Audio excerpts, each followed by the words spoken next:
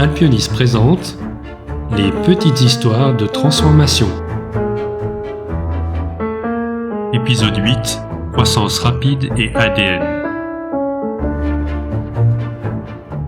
Quand une PME double de taille ou s'agrandit de manière significative en quelques mois, la menace la plus souvent sous-estimée n'est pas la concurrence ni la technologie, c'est la variabilité interne.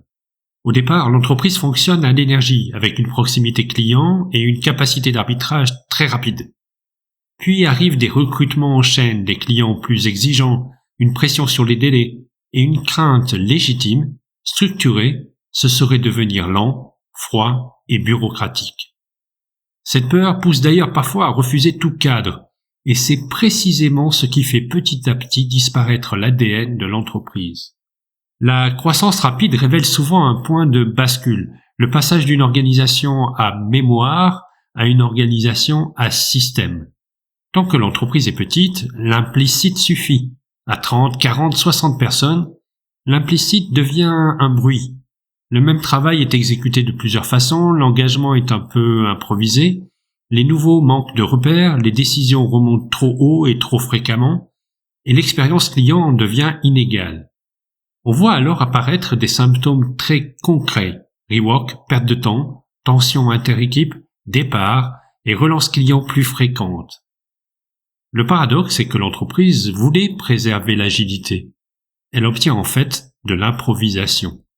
La solution n'est certainement pas d'ajouter des procédures. La solution est d'instaurer un minimum vital de structure qui protège la vitesse, la qualité et la culture. Dans les PME, ce minimum vital tient en 5 briques. Première brique, une brève déclaration sur l'ADN, traduite en 4 à 6 principes opérationnels, observables et non négociables, autour de règles de collaboration. Deuxième brique, 3 à 5 rituels maximum, stables et surtout qui produisent des décisions. Hebdomadaire, priorité et arbitrage, mensuel, performance et capacité, onboarding, revue qualité, et un point transformation si nécessaire. Troisième brique, des rôles clairs et des seuils de décision pour éviter que tout remonte aux dirigeants et pour accélérer sans augmenter le risque pour autant. Quatrième brique, 2 à 3 processus critiques standardisés de bout en bout, ceux qui protègent le client et le cash, comme l'onboarding client, la gestion d'incidents ou la facturation. Cinquième brique, une boucle de feedback très courte, du type amélioration continue, où un irritant terrain est traité chaque semaine avec un gain mesuré.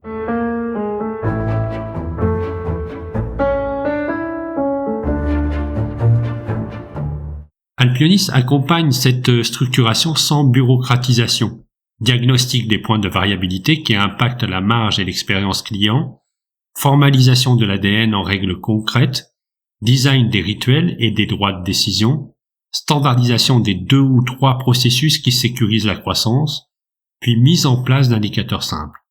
L'objectif est bien de conserver ce qui fait la force de l'entreprise, tout en retirant le chaos qui finit par l'épuiser. Vous souhaitez en savoir plus?